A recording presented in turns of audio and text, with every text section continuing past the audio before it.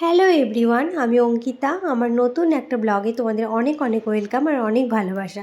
তোমরা তো চারাপোনা মাছের নানান রেসিপি খেয়েছো, কিন্তু আজকে আমি যেভাবে বানাচ্ছি এই রেসিপিটা বাড়িতে ট্রাই করো। এই গরমে তোমাদের শরীর একদম সুস্থ থাকবে। তো চলো কিভাবে বানাচ্ছি তার জন্য তোমাদেরকে পুরো ভিডিওটা দেখতে হবে।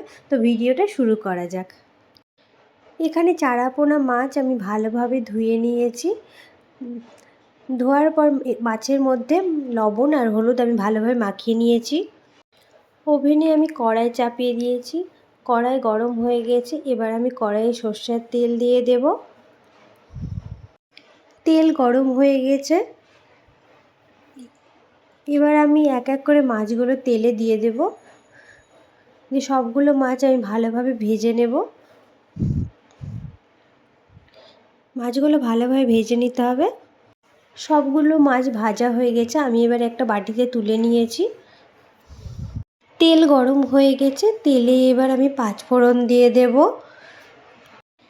এবার আমি দিয়ে দেব কেটে রাখা আলুগুলো খুব ভালোভাবে ধুয়ে নিয়েছি। এবার আমি তেলের মধ্যে দিয়ে দেব, দিয়ে একটু ভালোভাবে নাড়াচাড়া করে নেব। এবার আমি দিয়ে দেব আলুর মধ্যে কেটে রাখা পেঁয়াজ। আমি পেঁয়াজগুলো খুব ভালোভাবে ধুয়ে নিয়েছি। এবার একটু ভালোভাবে আবার নাড়াচাড়া করে নিতে হবে। ভালোভাবে নাড়াচাড়া করে নেব। এবার আমি দিয়ে দেব পরিমাণ মতো হলুদ। এবার দেব আমি পরিমাণ মতো লবণ। আমি স্বাদ মতো লবণ দেব, দিয়ে একটু ভালোভাবে নাড়াচাড়া করে নেব। এবার আমি দিয়ে দেব জিরে, ধনে, আদা আর লঙ্কা বাটা। তোমরা যেরকম ঝাল খাবে তেমন লঙ্কা দেবে। তো আমি এখানে জিরে, ধনে, আদা আর লঙ্কা বাটা দিয়ে দেব। এবার দেব আমি ধুয়ে রাখা টমেটো। আবার একটু ভালোভাবে নাড়াচাড়া করে নিতে হবে। আমি ভালোভাবে নাড়াচাড়া করে নেব। আমি এখানে অল্প একটু চিনি দিয়ে দেব যাতে টেস্টটা ভালো আসে। এবার আমি সবগুলোকে একসাথে কষে নেব। দেখো মশলার মধ্যে দিয়ে তেল বেরিয়েছে। তো যেহেতু তেল বেরিয়েছে তাই সামান্য একটু জল দিয়ে আবার ভালোভাবে সবগুলোকে একসাথে কষে নেব। এবার একটু ভালোভাবে নাড়াচাড়া করে নেব।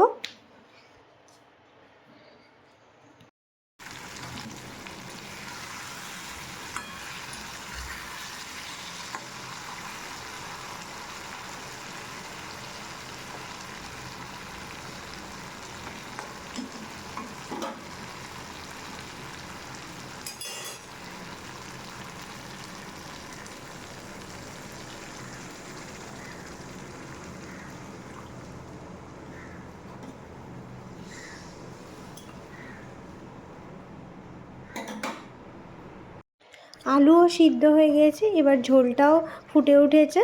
তা এবার আমি এক এক করে মাছগুলো দিয়ে দেব। সব মাছগুলো দিয়ে আমি ভালোভাবে আবার একটু নাড়াচাড়া করে নেব। একটু ফুটিয়ে আমি এবার নামিয়ে নেব। রেডি হয়ে গেছে চারাপোনা মাছের পাতলা ঝোল। রেসিপিটা যদি তোমাদের ভালো লেগে থাকে তো অবশ্যই কমেন্ট বক্সে জানিও। আর ভিডিওটা ভালো লাগলে একটা লাইক করে দিও। তো চলো আজকের মতো ভিডিওটা এখানেই শেষ করছি। দেখা হবে তোমাদের সাথে আবার নতুন কোনো একটা ব্লগে। সবাই ভালো থেকো, সুস্থ থেকো, সাবধানে থেকো।